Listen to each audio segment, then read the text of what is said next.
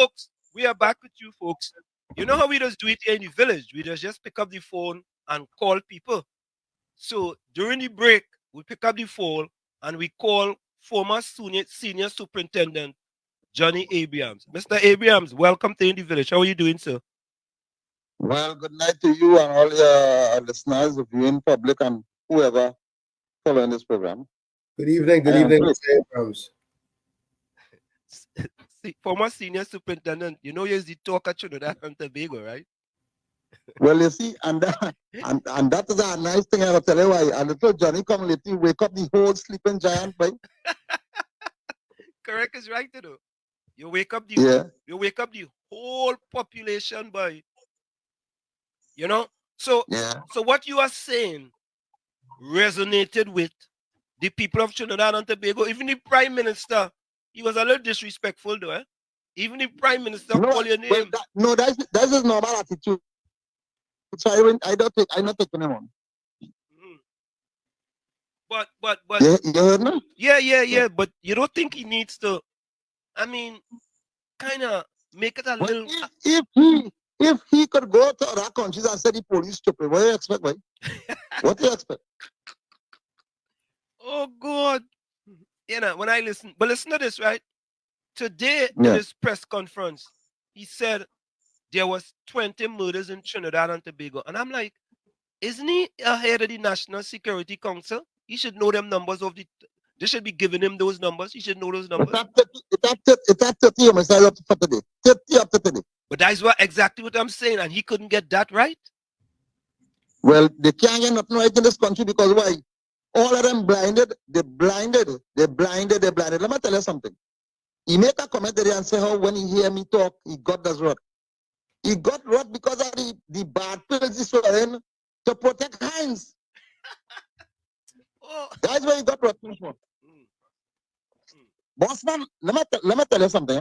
I don't know who listen and who listen, but I really, Johnny Abraham, don't care about who listen. I have my opinion, them have their opinion. You living in Trinidad. The crime in Trinidad is so bad that people afraid to go to the bank, they're afraid to go to the market, they're afraid to go to church, they're afraid to sleep in their own house. Yeah, why I telling you? I ain't asking, I telling you. No. The only reason why everybody flare up and making a set of holo bolo is because I spoke about that in a UNC forum. Now, if I had called a news conference at my residence or somewhere, the people in Trinidad would have get on, so they would have react. So no, they would not have done that. Because they say, well, this man is an independent man and thing. But let me tell you another story. I was invited by Mr. Hines to 2 crime talk meetings. When crime now started to get out, and I think it was 2 or 3 years ago. And we went and had, I think it was 2 meetings we had with him. I can't remember his 2 or 1, but I'm sure we had a meeting in the old airport building with former commissioner of police and so on. Present commissioner, former commissioner, and former commissioner of police at the time. And a commissioner who was present at the time was also there together with some DCP and ACP and retired police. And I told Mr. Hines, I said, listen, the most you could do for the police is to give them the resources. The commissioner, you, Mr. Commissioner, who was present, have to take the bull by the horn, get your officers under your command to make sure that Trinidad doesn't come like Haiti by the end of the year. You understand? Nothing was done. They didn't take none of the initiatives we discussed there was ever put in place. So, all right, I get the opportunity to go back now to another forum and talk about it because let me tell you, Mr. Man, we had a history in Trinidad. We had 605 homicides. That was the most amount of homicide in Trinidad and Tobago. Tobago had 14, the most amount in Tobago in all the years of Tobago. Then we had the second highest last year, 575. So they're breaking all kind of records. And I am simply saying the police service need proper leadership where crime fighting is concerned. I never say that the police don't have proper administration section and this and that and training and thing. I said that they need proper crime fighting initiatives and they have no leader coming to that. But everybody jump on the bandwagon and say, no, I'm talking to the commissioner of police. And if I wanted to say something bad about it, I say, I don't have nothing to fear. They can't take away my pension and my NIS. You understand? Yeah. So it's nothing to hide about people. people must face reality. Forget about PNM, forget about UNC, forget about NTAC, forget about who. Let's talk about the people who living in Trinidad and Tobago. And then he's saying, when people like I talk, is I will have the country. So listen, when America and United Kingdom and other nations calling the citizens, warning them about coming to Trinidad because of crime, why you don't tell them to shut up? Why he don't tell them to shut up? Why you don't tell the ambassadors and them to shut up? That's a good point. That's an excellent But I point. waiting on them. If he feel I gonna hush my mouth, lion, because I going on, I the next opportunity I get, I going and call up all the members of the protective services and tell them to put their finger in the ink to vote him out of office, because I will make sure that I join this fight now to support them, because they have no voice in Trinidad and Tobago. The protective services have no voice in Trinidad and Tobago. None. Nobody to stand up for them. Imagine you going and say that these police and them guns and all kind of thing like that.